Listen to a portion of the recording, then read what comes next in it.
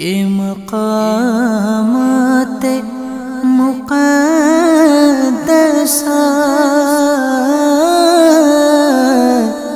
یہ مقامات مقدسہ اللہ والوں سے ہیں جو وابستہ،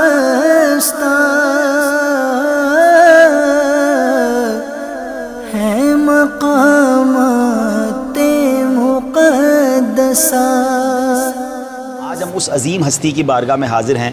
صحابہ کرام میں تو یوں تو ہر صحابی چمکتا ستارہ ہے۔ میرے آقا فرماتے اصحابی کالنجوم فبأیہم اقتدیتم اہتدیتم، میرے صحابہ ستاروں کی مانند ہیں، ان میں سے جن کی بھی اقتدا کرو گے ہدایت پا جاؤ گے۔ مگر آج ایک ایسے چمکتے ستارے کی بارگاہ میں حاضر ہیں، ان کی یونیکنیس یہ ہے کہ ان کی عمر 250 سال سے زیادہ کی بتائی جاتی ہے، اور انہوں نے نبی پاک علیہ السلام کو تلاش کرنے کے لیے، پیارے آقا کو پانے کے لیے 10 بار آپ بکے، یعنی 10 بار آپ کو خریدا گیا، اور بڑا طویل واقعہ ہے۔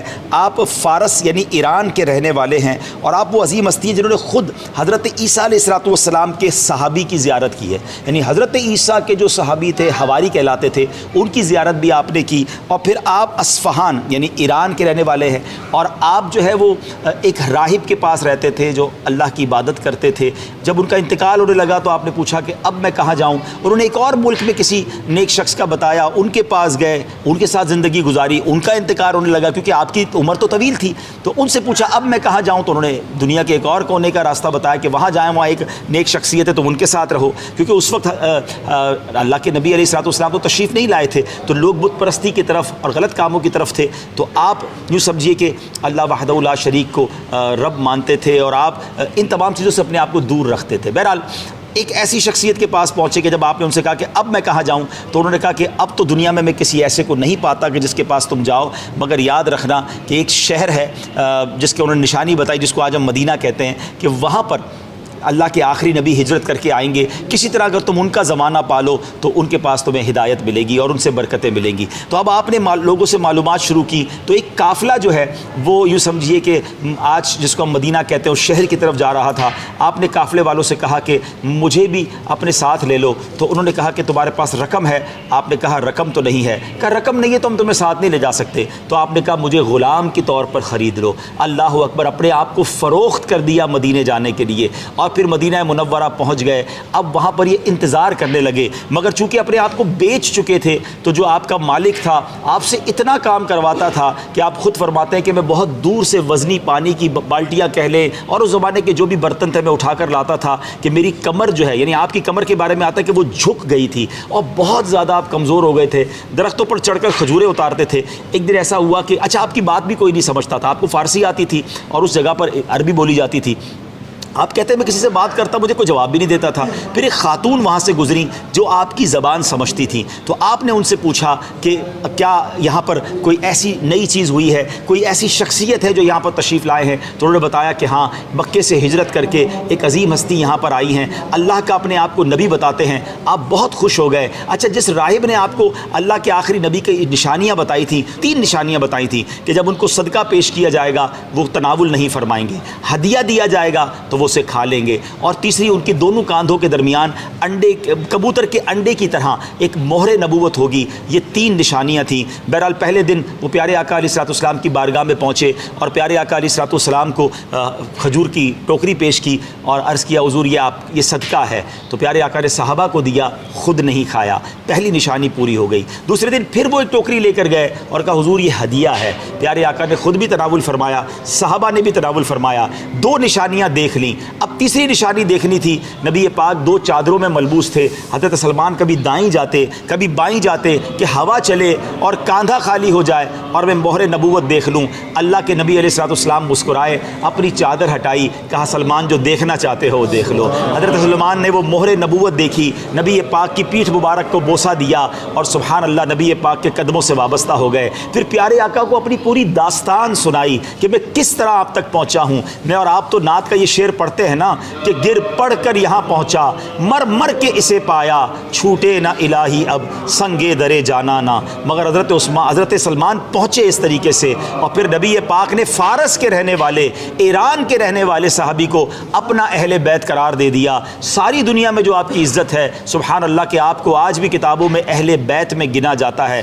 آپ عربی نہیں ہیں، نبی پاک کے خاندان سے نہیں ہیں، مگر زبان مصطفیٰ سے نکلا تو اب آپ اہل بیت میں شامل ہو گئے۔ اور سبحان اللہ حضرت سلمان کے بارے میں نبی پاک فرماتے ہیں کہ جنت 4 لوگوں کی مشتاق ہے۔ اب ذرا سوچئے کہ جنت جانے کے ہم سب تمنائی ہیں، ہم سب مشتاق ہیں، مگر وہ کیسی ہستیاں ہیں جن کے لیے جنت مشتاق ہے؟ اللہ کے نبی فرماتے میرے 4 صحابہ ہیں جن کے لیے جنت مشتاق ہے، حضرت علی، حضرت عمار بن یاسر، حضرت سلمان فارسی اور مقداد بن اسود۔ اللہ اکبر، یہ 4 ہستیاں وہ ہیں جن کی جنت مشتاق ہے۔ ایک اور جگہ نبی پاک فرماتے ہیں رب عز و جل 4 لوگوں سے محبت فرماتا ہے، اللہ محبت فرماتا ہے، اور وہ 4 کون ہیں؟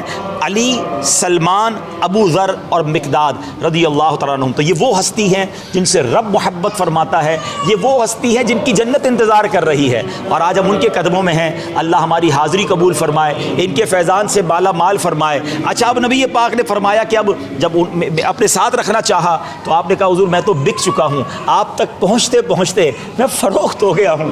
اللہ کے نبی نے فرمایا کہ اس کی قیمت معلوم کرو۔ تو جو آقا تھا وہ کہتا ہے 300 کھجور کے درخت چاہیے جو پھل دینے والے ہوں، اور 40 اوقیہ سونا چاہیے۔ یہ بہت بڑی قیمت ہے ناظرین، اور کھجور کے درخت کئی سال بعد پھل دیتے ہیں، مگر میرے آقا کا معجزہ دیکھیں۔ صحابہ، پیارے آقا صحابہ کے ساتھ جاتے ہیں اور مل کر درخت لگاتے ہیں، اور اللہ اکبر وہ درخت چند دنوں میں بڑا بھی ہو جاتا ہے، پھل بھی دینے لگ جاتا ہے۔ اور یہ نبی پاک کا معجزہ بھی ہے۔ جو 80s میں 90s میں مدینہ شریف گئے ہیں انہوں نے حضرت سلمان فارسی کا وہ باغ بھی دیکھا ہوگا جو اب تک موجود تھا، اور نبی پاک نے پھر سونا جمع کیا صحابہ کرام سے، اور 40 اوقیہ سونا بھی حضرت سلمان فارسی کی قیمت ادا کی، اپنے غلام کو گویا خریدا اور اپنی غلامی میں شامل کر لیا۔ آپ وہ عظیم ہستی ہیں کہ آپ نے غزوہ خندق کا آئیڈیا دیا تھا، اس سے پہلے کسی اسلامی جنگ میں خندق نہیں کھودی گئی تھی، مگر آپ نے نبی پاک سے عرض کیا کہ حضور ہمارے یہاں اس طرح کیا جاتا ہے، تو پھر ٹنل بنائی گئی، اس میں آگ لگائی گئی، اور یہ آپ کی اسٹریٹجی تھی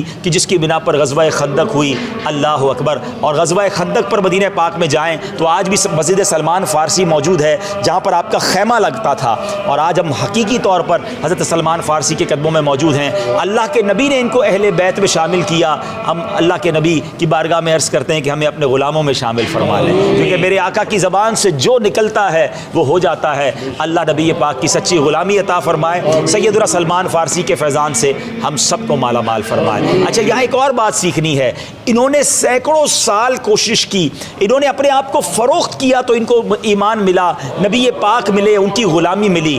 اب دنیا بھر کے مسلمان سوچیں، ہم تو گھر بیٹھے مسلمان بن گئے ہیں، ہمیں اسلام کی قدر کرنی ہے، اپنے ایمان کی قدر کرنی ہے، ہمیں تو کوئی سٹرگل نہیں کرنی پڑی، بیٹھے بٹھائے مسلمان اللہ نے بنا دیا۔ تو اب ایسے امتی بنیے کہ ہمیں دیکھ کر لوگ کہے کہ امتی ایسا ہے تو اس کے آقا کیسے ہوں گے، امتی اتنا سچا ہے تو نبی پاک کیسے ہوں گے، امتی ایماندار ہے تو اس کے نبی کیسے ہوں گے۔ سیدنا سلمان فارسی کی سیرت سکھا رہی ہے کہ جنہوں نے کتنی محنت کی آقا تک پہنچنے میں، نبی پاک کا دامن تھامنے میں۔ ہمیں تو گھر بیٹھے اسلام ملا ہے، تو خدارا امت مسلمہ نبی پاک کی امت ہونے کا حق ادا کیجئے۔ اللہ مجھے اور آپ کو اچھا اور سچا مسلمان بننا نصیب فرمائے۔